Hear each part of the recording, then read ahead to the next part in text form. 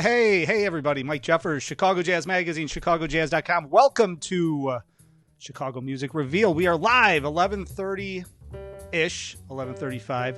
It's jazz time. It's music time. 5 minutes late. I'm a drummer. I'm always late. Sometimes I'm early. Who cares? How's everybody doing? It's Friday. Friday here in the great city of Chicago. And hopefully everybody's doing great. It is a beautiful day outside.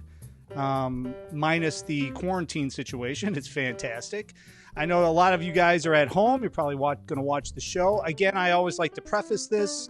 If the technology goes wrong, goes south, I'm the only one running the board. I'm the only one in the studio. I'm in charge.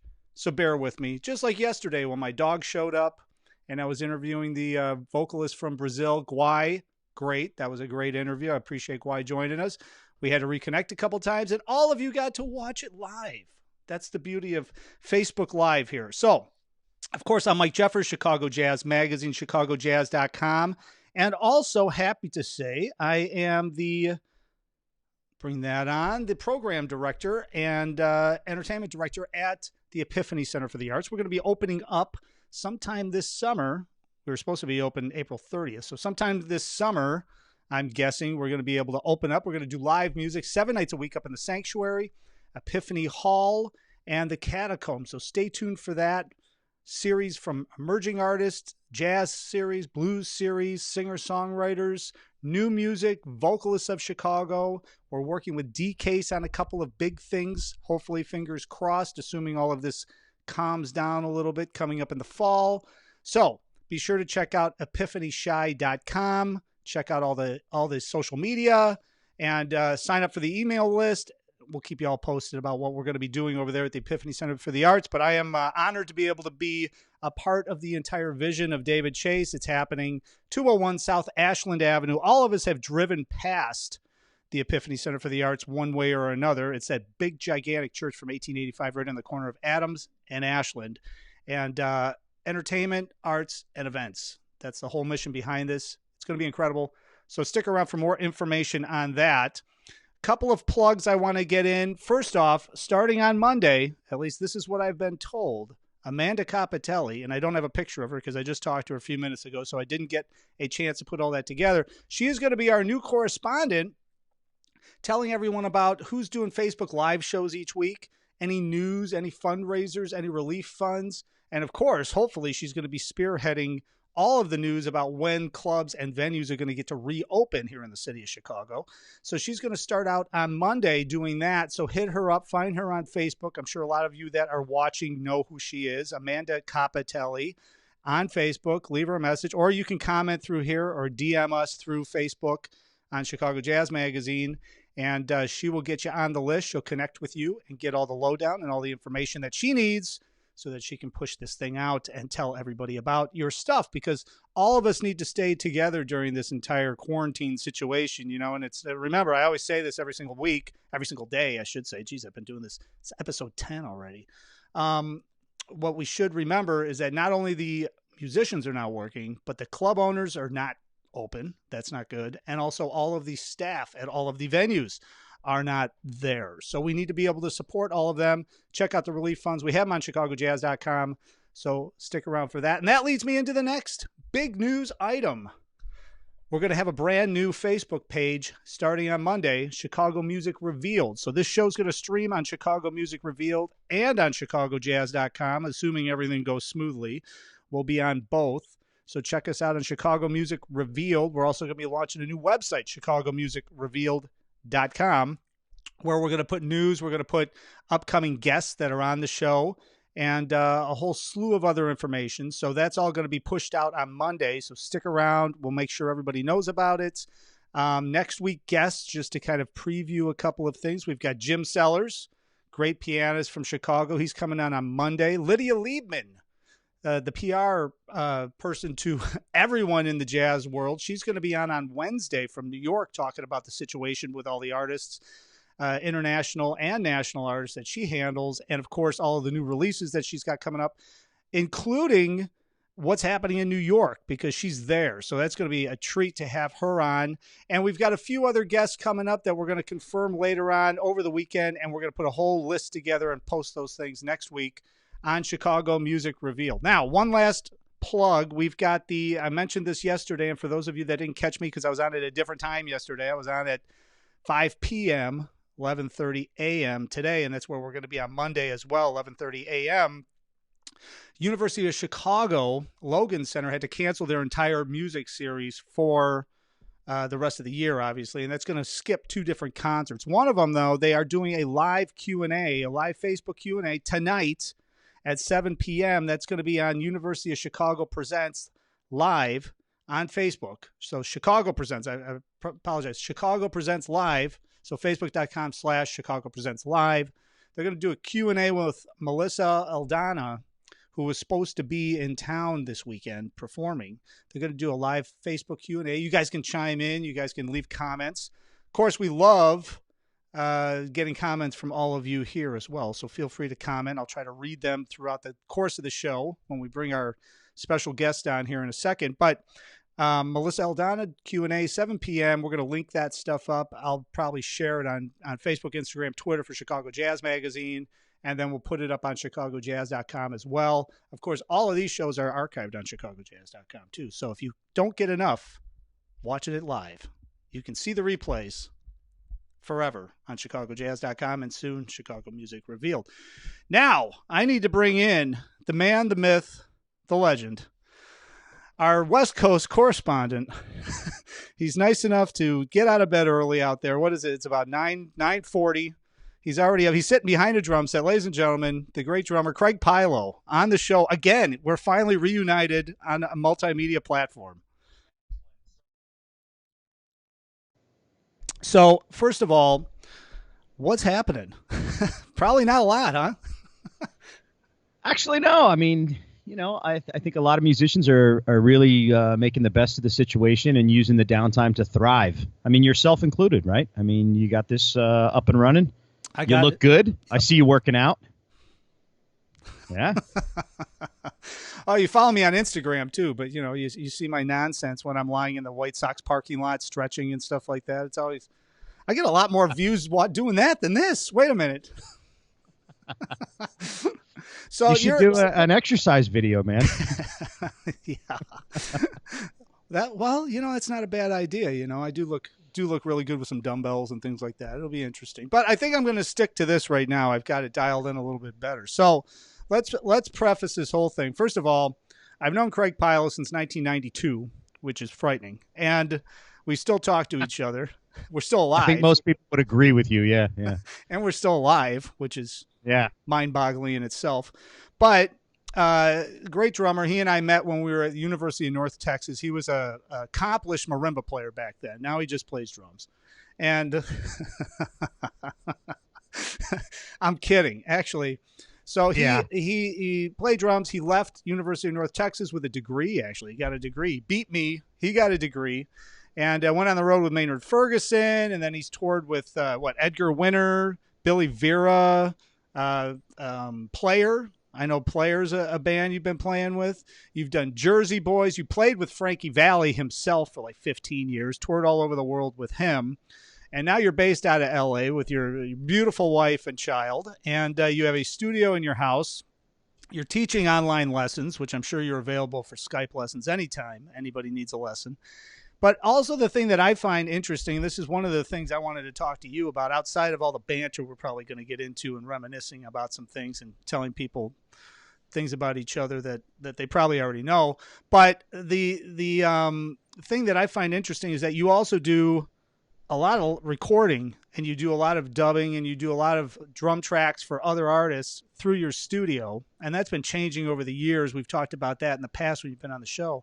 But you do television music, you do film music. Has that stuff changed? Has it picked up? Has it slowed down? I mean, studio-wise, what kind of stuff is happening now? Because I'd imagine, since nobody's playing gigs and nobody's playing live, you might be getting more of those calls. Yes and no. I mean, just like the entire world, everything got thrown into a blender about a month ago, right? So I think people are still trying to feel their way around it. I mean, I got into production music in 2009 to, when you go on the road, you lose all your in-town gigs. I mean, that's been happening. That's not news. That's nothing new. So around 2009, I had kind of lost the majority of my gigging stuff here in LA because I was traveling so much. So I started writing music for TV and film. I still have very accomplished partners and people I work with. And that has slowly been picking up and gaining steam over the past 10, 11 years. So yeah, I've been doing a lot more of that. I mean, a month ago, a lot of the production's kind of shut down. So the music is still being produced, but it's kind of at a standstill. It's got nowhere to go. So it's building up. But to answer your question, like everybody, I'm making the most of my downtime. I'm trying to be productive and trying to use this time to take the handcuffs off the normal parameters I've given to write music. So I'm using this time to try to be extra creative and do cool stuff because, it may gain traction when things get back up and producing. It might not. But again, I moved to West Hills a few years ago. I built this beautiful studio. So being quarantined for me isn't the end of the world. Well, and that's the thing that I think, and it's interesting because you talk to a lot of musicians from all over the world like I do, but you actually are performing with them and doing different things. I feel like what I'm noticing technology-wise, and, like with me, I've always done, we did the radio thing, then we did video, and then I've done the online video show and You're all this. Good at. That's the difference between the two of us. I know how to fake it way better than you, I think is what it is, So the thing that I find interesting, though, is that I think this time, like what you said, because of the quarantine situation, people are having to change what they're doing just out of necessity. And I feel like in the next 30 to 60 days, all of the musicians that have been sitting on this technology, just like you, just like myself, we knew what other stuff we could be doing, how much more expansive we could be doing with it. We just didn't have time to do it because there's always there's a gig or there's an interview on my end or there's something going on, something's happening. Now we're kind of stuck and we're forced to actually push ourselves into this and figure out different ways and really start taking advantage of the technology. Are you starting to see that? Because I've seen some different things where you're playing some more regular stuff with like 4 or 5 guys. I'm assuming it's on Zoom or something. You guys are putting tracks together and creating tunes and doing different things, pushing it on social media. It feels like to me by doing that, you're reaching a larger and larger and larger audience with your music. More people are going to know who you are if you're consistently doing that. But now you have time to consistently do that. Is that what you're seeing? That's exactly true. So many things have come out. Actually, I don't want to say anybody's capitalizing off this, but a lot of creativity has really been forced to the surface. And it's weird when you're given these extreme circumstances, or I don't know how to qualify it. When you're thrust into this situation and you're forced to either perish or publish, most creative people I know tend to come up with really cool stuff. And I'm a part of several projects right now. It's hard to narrow it down to exactly which one you're talking about. One that comes to mind that I think you're talking about is this project by a piano player out here. His name is Isamu. He's a great player. It turns out I've known him longer.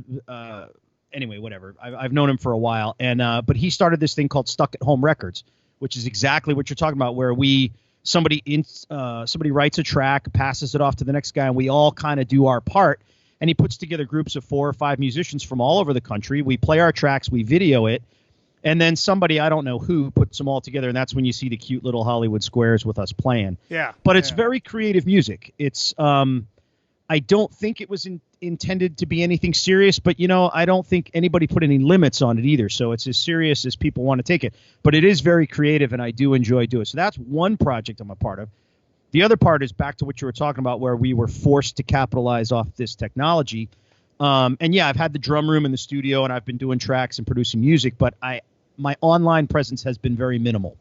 And I look to people like you for guidance for things like that, and my other guys who are doing online drum lessons, which is very new to me. I've never, I had my first Skype lesson this week. Oh, really? And it was not a big deal. You had to get a separate interface from the one that's in the studio and a few little gizmos and a light and a new, get the camera up and running. But thanks to people like you and everybody who I've been kind of watching what you guys do for all these years, I was able to kind of join the online Skype thing, and I, teach lessons as well. So there's been a few things happening, all of which are good on my end. Yeah, I actually the one that I'm talking about, the video wise one, is the one where I think I think you've done 2 of them now, and there's a guy rapping on there or something, right? Or doing something. And that's the thing that I think is interesting because, it came over through the Facebook or through Instagram feed, but I'm finding from a lot more people because of the algorithms on Facebook and on Instagram that more and more people are seeing that kind of stuff because the algorithms are liking it. So I can only imagine you're starting to reach more people, but it's interesting too. Did you know all those guys? You didn't know all of them then, right? They kind of mashed them together and you kind of put things together. Yeah. 6 degrees of separation. It's like asking if you know all the musicians in Chicago. You probably don't know every single one, but you know somebody who knows every single one. And it's the same kind of thing when, traveling throughout the country for the past 15 years. And, Frankie used to pick up local horn sections. So I met a lot of musicians in every major city in the country. And then when you track remotely out here and do production music and stuff, sometimes the tracks were originated in a different country or in a different city. So you end up communicating with those people. And like I said, the Stuck at Home Records thing wasn't my idea. I'm just a part of it. And I'm kind of a proud part of it. I think it's a great concept. And when he approached me about it, he didn't make me do it. Like a lot of guys are saying, oh, the guy made nobody made anybody do anything. It's really like an honor to be playing with these great musicians and to capitalize off our ability to stay home and be creative in our downtime. So, I think it's 6 degrees of separation. I didn't know everybody before the project, but again, it's another cool way to network and to play with people I would normally get to play with. Yeah, no, I mean that's the cool thing, and I think people are starting to take advantage of it. Yep. And the longer this goes on, the more it's going to manifest, and then it's just a matter of figuring out how to monetize stuff. And you're off to the races then. Again, we're going to call you back when it comes to that because you're the guy with all that intel, man. Well, I'm working on it. I'm working on it. So let's talk a little bit about your background. I know it, but I'm sure a lot of other people don't know it. But I mean, you got out of North Texas. And you went on the road. Actually, it was an interesting story, and I always like hearing you discuss this every time. I've had you on like every manifestation of I had 2 radio shows, and then I had. Those were good, man. I listened to those. It was like going and hanging with the musicians after the gig, man. I loved everything you've done. It's been great. Well, yeah, and then you would call in. And you'd start making fun of me and talking about how I have no ratings and all my sponsors are listening. I'm like, well, thank you for your call, sir. And I'd have to hang up on you. But after you ruined my business a couple times, we came to a determination that you wouldn't do that anymore. Yeah. It's weird. You didn't ask me to be on a guest for a while. So. But so you're out first, before we even get into your background a little bit, we should talk a little bit about the West Coast. What's happening out there with you? Obviously, California was hard hit with this coronavirus, and all the clubs and everybody is closed down. Are there people out moving around? Chicago, it's sparse. There's still people out moving around, but I mean, I see a lot more masks. I see a lot of people staying way away from each other, and I think that's helping to bend the curve here. I've heard that the curve in California is really starting to bend, but it's even more strict out there, I think, as far as your movement, right? Yeah, I mean, nobody likes this, nobody likes staying at home, but we're all doing our part, and it's not really about those of us that are healthy. I think it's about, they're talking about people that are asymptomatic, that you don't know if you have it. So we've all been watching the news. So everybody's trying to do their. Yeah, California has done a pretty good job of staying locked down. I see a lot more masks and stuff as well. It sounds like we're all living in the same situation with the same confinement. Yeah, no, we're all kind of locked in. Now, you ended up, because you're originally from Connecticut, and you went to North Texas. That's where I met you, at North Texas. We were down there for a couple of years together. Then I left. Then you hung around. You got your degree, and then you ended up going to L.A. And how long were you in L.A. before you got the call to go sub for Maynard Ferguson? I think it was literally months. I hadn't even really unpacked. And that, I think I just did that. I did one short tour with him in the fall of '97. It was great. I mean, it was a lot of one-nighters. You were on the bus every night going from city to city, Well, yeah, but so talk a little bit, because I remember getting a phone call from you. You were in San Antonio, and you flew to San Antonio. I think you played a gig with him there. And it was like cold, like, hey, man, can you sub for me in San Antonio with Maynard Ferguson? Yeah.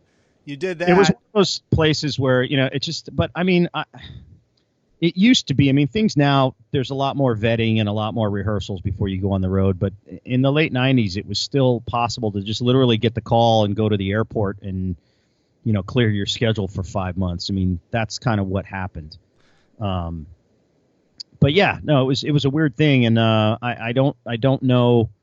Again, we're going back some time. This is 97, so I don't remember exactly how it went down. But pretty much just like you said, I got a call from the tour manager to go out and do that, and then that was the next few months, and it was great. I mean, I know we stopped over in Chicago. We played the Jazz Showcase. You came out to that one. Well, you drove. You called me. You said you're coming to Chicago. I said, when? You were going to be there like tomorrow.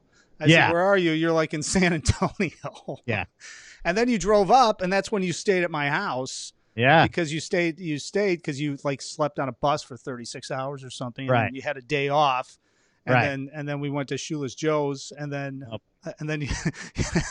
you slept for a while. But then you were at the Jazz Showcase. I remember you being at the showcase. But I always think that gig, even though you didn't do it for a whole heck of a long time, you met a lot of people, and that also gave you the cred.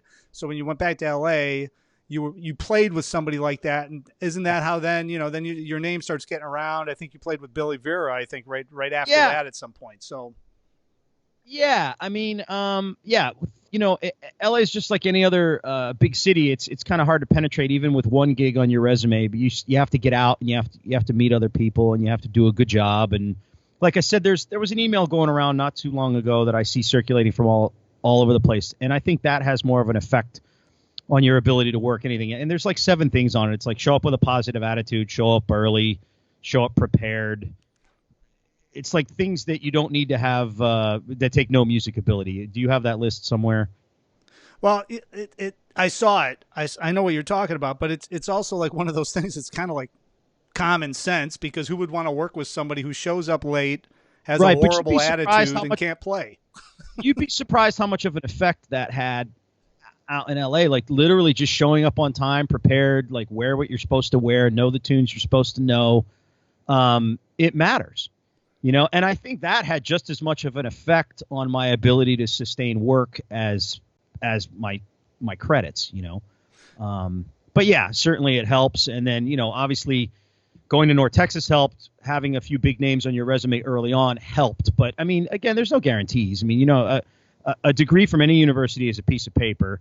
A credit is a credit. I mean, it's good while you're doing it, but when you're not doing it anymore, it's kind of a thing of the past. Like the minute you're done with that gig, you might as well, you got to find something else. So yeah, I mean, that's the ability to sustain it comes with your reputation and your reliability factor, I think, more than anything. Well, and that's also one of those things, especially with drummers, right? I mean, we're usually sidemen on a lot of these gigs. So, I mean, you're touring with Frankie Valli. You played all around the world. You've done, tons of stuff. I mean, you got to play a lot of different places. You met a lot of people too. And but when the gig ends, which it was kind of like a mutual thing because you did it for 15 years. I mean, it gets to a certain point where things have to move on. I mean, now you've got to get on to the next thing. I mean, it's that constant thing that I don't think a lot of people realize. They watch a band, they show up to see some band playing, and there's 15,000 people there cheering and everything else. Unless you're that vocalist right there in the front, regardless of who you're playing with, you've got to have other stuff cooking in the background. And that's why that entrepreneurial thing always happens with musicians. And if they're successful, they've always got 3 or 4 or 5 different revenue streams happening, like with the recording stuff, with the teaching, with the playing in all these other side projects when you're not with your main thing. I mean, that's kind of the necessity of the whole thing. But if you have a bad attitude, who wants to work with you? And I kind of enjoy that entrepreneurial thing. And again, I look to you for guidance for a lot of that stuff, because you've done a nice job of having other things that you enjoy doing that you're successful outside of your drumming, and you're good at all of them. I mean, even the broadcasting here, it looks great. I mean, this was thrust upon me this week. I never thought I'd be broadcasting or doing interviews or Skype drum lessons from my studio. I built this. This is like my woodshed. This is where I come to sweat but yeah, you said it. I think, and I don't think diversifying for musicians is a bad thing. I mean, I've always enjoyed it, to be quite honest with you. Again, most people I think like change as long as it happens to other people. Everybody's like, oh, change is a good thing. Well, it is, as long as you don't have to change anything, right? I mean, I like doing what I've always done. I don't want to change. I'm cool with change as long as it doesn't affect me.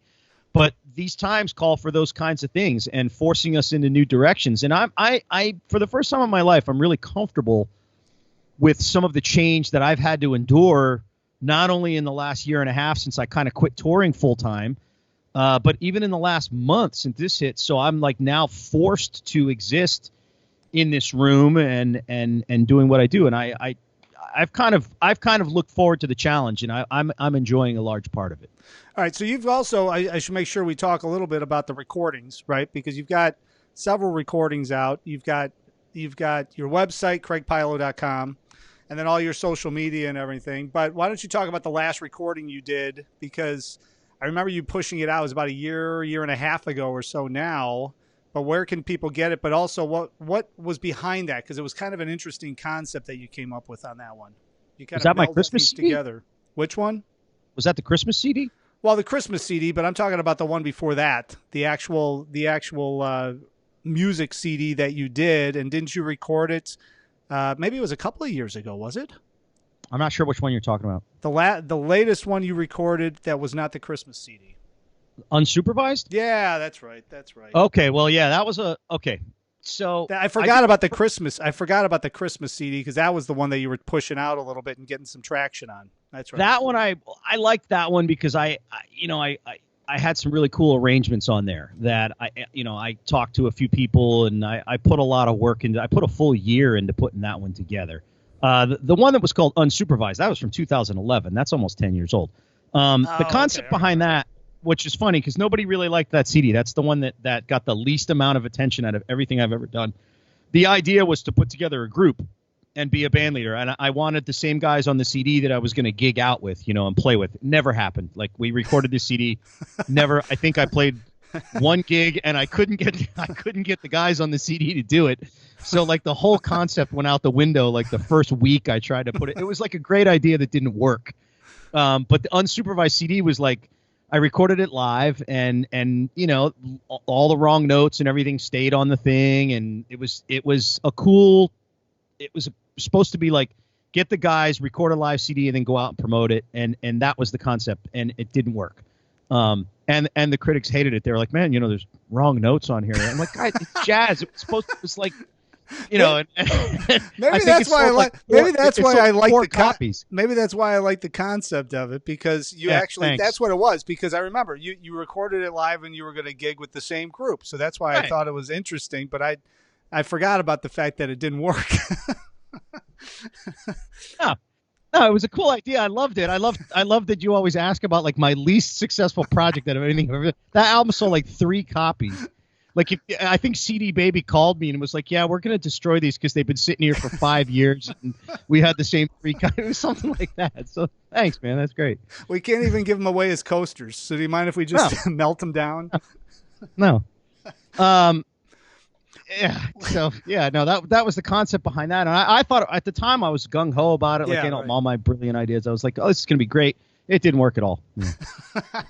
You know what we should talk about, though? One of your most successful ventures that you did that you didn't make any money on, and those were those cartoons that you put out of people complaining at gigs, at wedding gigs and stuff. And I'm watching these things, and there's like 1 million views, 2 million views, and I'm like, what? Because it was on another YouTube account. So it wasn't even you didn't even create a YouTube account. You put these things together. Everybody watching this that are musicians have seen these things where they come in and they're complaining about the band's going to be too loud because that looks too loud. What kind of tuxedo are you? You can't eat, things like that. Yeah. Everybody passed them all around. And then you're telling me one time on the phone, he's like, yeah, did you see those? I said, yeah, man, they're sharing them all over. Oh, yeah, I put them together. I'm like, what?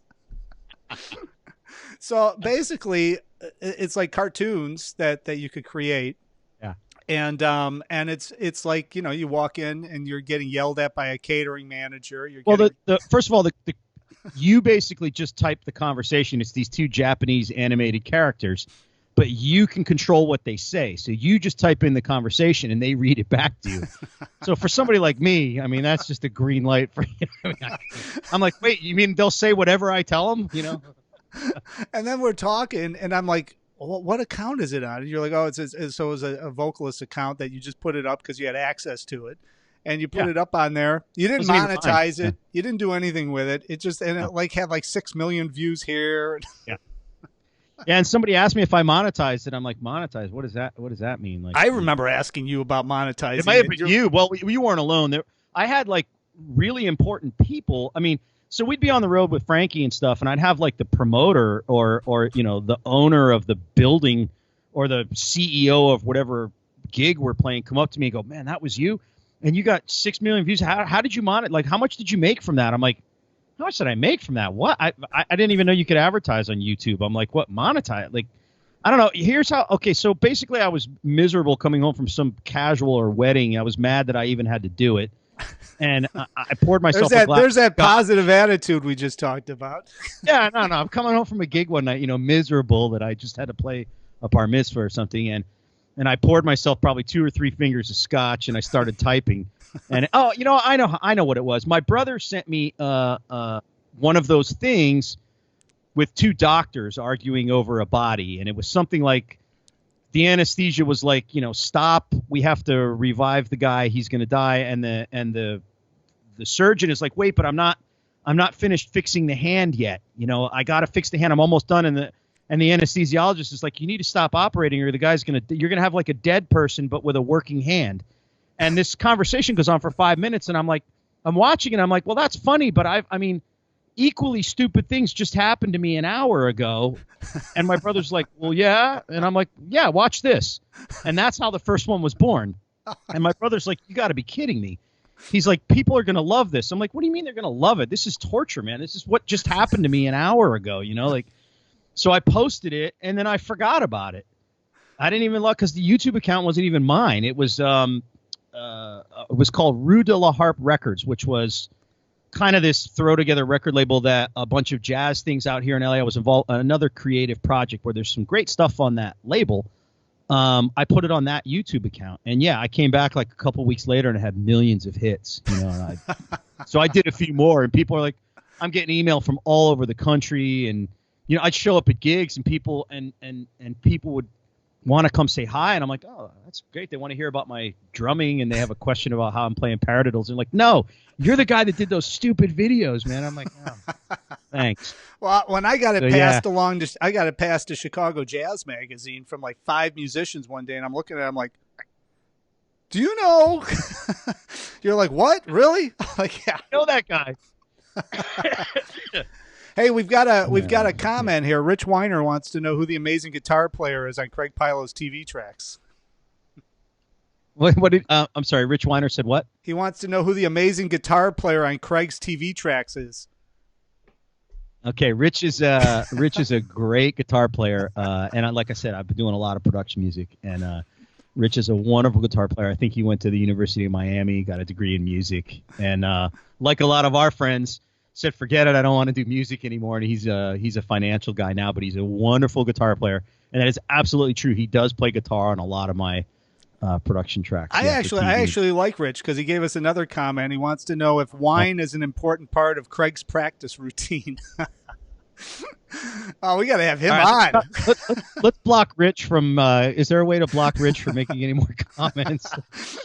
This is the comment. Everybody that comes over here knows that part of recording at the Groove Tower Studios here knows that there's a nice green room and reception area after for when the work is done. We treat all of our employees to a nice glass of wine and a cocktail hour when the session's over. I remember coming out to your place years ago, and I was only going to stay for like 2 days. I think I was there for 5. Hey, they all blend together, As long as you don't go to sleep, it's really the same day, isn't it? Listen, I remember crawling back to your place in Chicago many times after being at Wrigley Field, and I remember the first time like going to a Cubs game, which I'm a huge fan, and you're like, come on, let's go. And I'm like, well, I just, I'm on my second cup of coffee and it's like 11. And you're like, well, let's go. And I'm like, what time does the game start? The game's at like 7. And you guys go down there to Division Street and start drinking at like 10, 11 in the morning for a game that starts at 7. Man, I don't want to hear about a few glasses of wine after a session after hanging out with you in Chicago for a few weekends. Hey, we could tell stories about you hanging out with me in Chicago. Oh, here we go. Yeah. For a very long time. But we'll have you back to that, because that always gets interesting. There's some there's some good stuff there, boy. Yeah. But then we could also talk about hanging out at Rip Rocks and University of North Texas and how we used to do that. I mean, and that kind of ties in a little bit with the practice routine, because when we used to practice at North Texas, we were both on I don't know if we were ever on the A line at the World Championship drum line at the same time. I think you were on one year and I was on another year, and then we were together maybe once. But anyways, we would practice, we were practicing in the practice studios all the time, but the curfew was always at midnight where they would close the bars. So we'd wait until about 11:15. You'd pound on my practice room door, and we'd jump in your car and head over to a bar right off campus called Rip Rocks. And, and we would have a couple of libations, and then we would get back in the car, go back to the practice room till like 4:00 in the morning. It was like, people don't never understand that, but you would understand that if you went to a school like that, because the pressure that was happening there was insane. I mean, talk a little bit about some of the guys we went to school with. You're still in touch with probably a lot of them. And I mean, it's just amazing who, when you think about who we were in school with and what they've done. And, I mean, I think all of us have done a ton of stuff, but I think it's that pressure and that competitiveness that we got from being at North Texas at that time in the early 90s, mid 90s, that got us all to a certain level that I don't know if I would be thinking the way I think if I didn't go through that pressure cooker down there for 3 years. Yeah. I mean, there was a lot, and I needed the structure, and I needed the discipline, and I needed to be surrounded by that level of talent. Because when we all got there, we all came from, we all thought we were good from the small towns that we came from. And then you get there and you're going up against the best of the best. And I mean, I got my lunch eaten more than not. I didn't get the audition more than not. And again, one of the things the school's really good at is showing you how to audition, and it shows you how to deal with rejection. And why didn't you, instead of focusing on the fact that you didn't get the gig, why didn't you get the gig? Mm-hmm. What did you do wrong? What can you go back and practice and refine so that you do better next time? A separate plug, actually, I just did a roundtable discussion with Soph, with our teacher, Ed Soph, on the Drum Channel. Oh, you did? It just came out. Soph did a big instructional series on the Drum Channel. Now, the Drum Channel is offering like a free subscription, I think, this month due to the lockdown. I don't think his lessons are included in that free subscription, but the Drum Channel has a lot of good lessons and a lot of good stuff up there. And at the end of Soph's instructional series, there's a few former students. Obviously, he's had hundreds, if not thousands, but there's a few of us that got together a few months ago, and we talked about what it was like to study with him. And we talked about some of those things that you just said about being prepared and how to audition and how to not be scared when you're auditioning against some really monster players and stuff. But yeah, that's one of the video segments on there, and I think it was there was 5 or 6 of us there. Was Ed, and a few guys? I know Carlock and Jason Sutter Skyped in, so there's some guys. There's some names you'll recognize on the panel. Was Ed on there with you guys? Yeah. Oh, he was. Yeah. Oh, that's awesome. He's retired now, right? He's just teaching whenever he feels like retired. it. Yeah, and he called the Drum Channel, and they were filming a bunch of his lessons, so that, again, so it could be a little bit more immortalized, and there's be video of it, and again, I think that's part of the. I really don't. I'm not that dialed into the Drum Channel yet, but the guy who runs it, Don Lombardi's a great guy. They have a lot of really. If you're a drummer, boy, that is a resource that. I would join. I mean, if the amount of content that they have on there, you'd be crazy not to. Yeah. So that's a huge plug for the Drum Channel. I do not have a membership yet, but I will.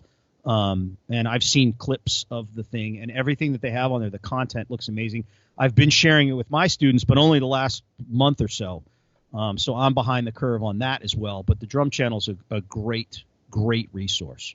Well, and also we should plug our buddy Rich Stitzel, who we went to school with, who's got a great online drum situation happening, Drum Mantra, and I'm going to have Rich on at some point. The guy's still filming videos all the time. He's creating tons of stuff. Talk about another guy that came out of North Texas, super accomplished player, but turned his fascination with teaching, and I think he invented this whole new way of teaching, which is really incredible, and turned it into books. He's turned it into online lessons. He's turned it into video study. You've been on some of that stuff, haven't you? Didn't he interview you or something at one point, or have you done? You've gone through the book. I think I was in Chicago, and the three of us hung out one night. Yeah, and me his book, and I looked at it. I didn't get all the way through it, but he's really ahead of the curve as far as I don't know if he does Skype lessons or not, but he's one of the people I called when I was getting all this together a couple weeks ago. But yeah, no, he's really got a nice system. He's got some really great content, and his videos look amazing. Yeah. But he's also very well spoken and very well pronounced, and he's able to explain a lot of the things he does, which is a really a great quality that I see. A lot of people who are great drummers don't necessarily make great teachers, and it seems to me like Rich has both. Well, that's he's one a solid player and a solid teacher. That's the one thing that Soph had, was that anything he could play, he could explain how he was doing it, and that was the toughest part as from a teacher. I learned a ton from just taking lessons with him, but also really thinking about how he was explaining stuff to me. I mean, I remember sitting there, man. I thought he was kidding, but I sat in front of a mirror. He wasn't kidding. I was sitting in front of a mirror for like 2 weeks practicing the molar stroke, because that was exactly what my lesson was. Until I got that down, he wouldn't show me anything else. And then once I got it down, it just opened up all the worlds. But he could explain the whole thing. And that's what Rich does too. He can explain what he's talking about and also put it into writing what he's talking about so he can get it out to the masses, And I think, I really think we need more teachers like Soph and Rich and those of us that studied with him for a few years, because I mean, for me, selecting a drum teacher, I want to study with somebody who can back it up with their playing. I want somebody who can play, not just tell me, hey, this week we're going to do page 37 out of the read book. Next week we're going to do page 38. Okay, that's great, but at the end of the day, you need somebody to shed some professional and experience on that and be able to back it up with their playing. And Soph, we could have a whole thing about what it was like studying with Soph, but this roundtable thing was a little bit of that, where we got to talk about some of our best, and I mentioned some of my worst lessons with him too. So that'll give people some incentive to check out the roundtable discussion. It's a little long, but there's some funny moments. Rich Redmond is on the panel as well. Okay. Yeah. For as the color commentator, and but it was cool. But yeah, no, definitely everything you said. Definitely, Rich has a good handle on the videos and getting his concepts out there. I still remember, well. man. I still remember you're sitting outside. We could talk about Soph stories probably forever, and Doc. You bring up Doc, boy, there's another one. But I still remember, man, you're sitting outside Soph's office waiting to go in for your lesson. I'm like after you, so I'm kind of hanging out and practicing marimba or something. And the door flips open. I forget who was in there. And he comes out and he's like, I can't handle any of this. This is out of control. None of you guys can play anything. I need a breather. I'm going to my pool. And he left. And you're looking at me with your jaw down going on. And I'm like, I'm out of here, man. I don't want him coming back. So I left. But he could do that. And then the next day he'd come in and everything was cool. And, he'd start, get back right back to work. But he'd have that little thing where he'd scare the hell out of you. So listen, knew. I mean, here's the thing, you can equate this with sports or just any general education thing, but don't you want a teacher who takes it seriously? Mm-hmm. Do you want somebody who doesn't care? And the reason he would get that upset is because he cared. And it's hard not to take it personally when a teacher gives Craig Pilo or Mike Jeffers a week's worth of stuff to do, and you either do none of it, some of it, half of it, or most of it. None of that is really good enough. Do all of it, man. The guy took the time to share his experience and his amazing resume and his talent and his wisdom with you. The least you can do is your assignment for the week. And you're not a little kid. This isn't third grade math work. You're studying to be a professional. And at 18 to 22 years old, that is the time to have that beaten into you. And if that means taking the door off the hinges or throwing a music stand at you to get the point across, then maybe that's what needs to happen, you know? I don't know. You know, I could practice 10 hours a day, but playing Donna Lee down with my left hand on the ride cymbal and my right hand on the snare drum was still tough. Still made him a little. A lot, man. I remember you being in your room. You hit it hard too. I remember. Yeah, well, I mean, we were in there like 10, 15 hours a day, you know. And I can remember Doc telling me, I said, well, I went back and I had to sleep for like an hour. Well, you can't get anything done if you're sleeping. That's said, right. Okay. Fair point. Valuable practice time right there, my friend. You got me. All right, so where can everybody find out about Craig Pilo and his upcoming live performances on Facebook? Oh, God, help me. Right now, the best thing to do is to just check out the Instagram feed because I mostly just repost stuff from other people, like projects that I'm a part of. Yeah, I mean, just like everybody right now, it's new to us all. This is a new challenge for people, but I think people are going to rise to the occasion, and we're going to dive deep within ourselves to figure out a way to make this all work for us. And yes, there's going to be some change, which none of us like. I don't, we're going to have to figure out how to get more involved in the online situation. But yeah, CraigPilo.com. There's some information up there that needs to be updated. Groove Tower Music is my newest venture. That's going to be more towards the production music side of things. That's not going to be really exciting for people to tune into because that's mostly music for TV and film. But my Instagram feed, I try to keep that interesting. My Twitter account, I try to post as much as I can. But again, I'm busy trying to make use of my time, so I don't actually live on social media. I try to punch in once a day, and when I do, I'm looking at Chicago Jazz. I'm looking at your things, man. Yeah. You're watching. I'm looking at you for guidance, Mike. We're counting on you to get us through this, man. So keep posting good stuff. All right, everybody get torches because the electricity is going to go off soon. Don't count on me, folks. It's a message for the day. Thanks, Craig Pilo.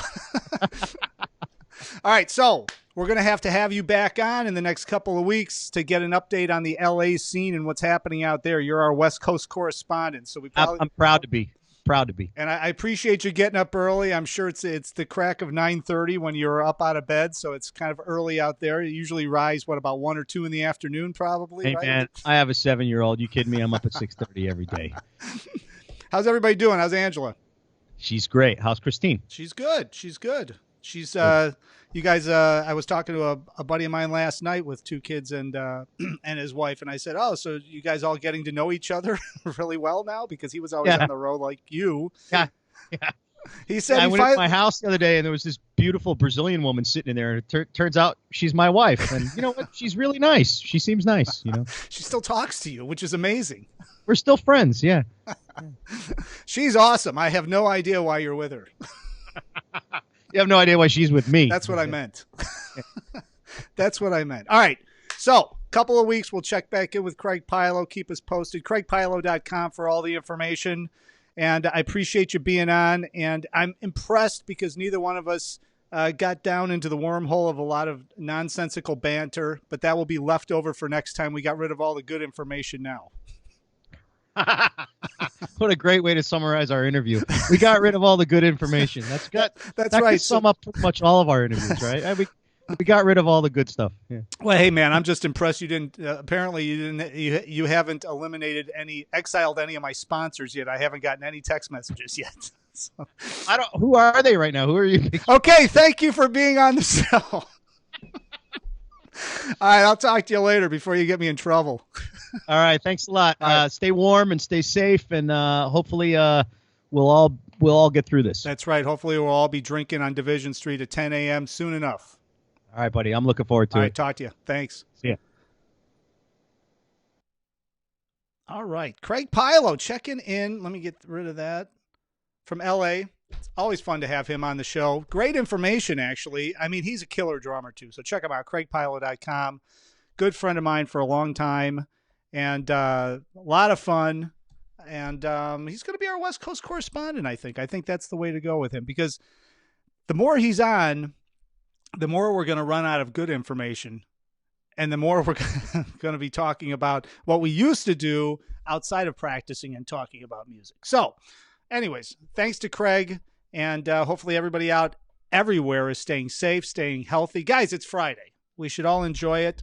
Again, everybody keep safe, keep social distance aware. Everybody stay away from everybody for at least another couple of weeks, and hopefully we can get through this entire situation. Hit Amanda Capitelli up on Facebook. If you have a performance coming up, any information that she could get out, she will. She's going to start Monday giving us updates. Anybody else want to be a correspondent? Hit me up and we'll talk. I'm always open to new ideas. The show is evolving as we're doing it, getting lots of great responses, lots of great views each time it goes live. It's on Facebook, Instagram, Twitter every single day, and then also on ChicagoJazz.com. And as a podcast, if you haven't subscribed yet, Chicago Jazz Experience. That's what it is. Chicago Jazz Experience. So just do it. Chicago Jazz Podcast. That comes right up. It's got a microphone there. Subscribe to that. If you like what you're hearing, if you like the interview, share it out, like it, pass it along, tell your family, tell your friends, call the grandkids, tell everybody. 11:30 a.m. Monday, we will have Jim Sellers on talking about his new recording. Great pianist from Chicago. And again, Amanda Capitelli is going to be our new correspondent from the aspect of what's happening on the scene virtually. And until next time, I appreciate everybody watching. Hopefully, I will be able to see everyone out on the scene soon in person. But until then, I will see you next week, Monday, 11:30 a.m. on the next broadcast. Stay safe, stay healthy, enjoy the outside, just stay away from everybody.